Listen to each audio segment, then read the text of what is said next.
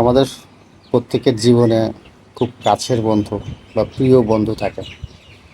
আসলে এই যে কে আমাদের প্রিয় কিংবা আমাদের কে কাছের বন্ধু, এদের আমরা কখন চিনতে পারবো জানেন? যখন আপনার দুর্দিন আসবে, আপনার খারাপ সময় আসবে, দেখবেন এই সময় যারা আপনার পাশে থাকবে, সব ধরনের সহযোগিতা করবে, আপনাকে মানসিক সমর্থন দেবে এবং বলবে কোনো সমস্যা নেই, তো পাশে আছে। আসলে এই বন্ধুগুলো হচ্ছে প্রকৃত বন্ধু।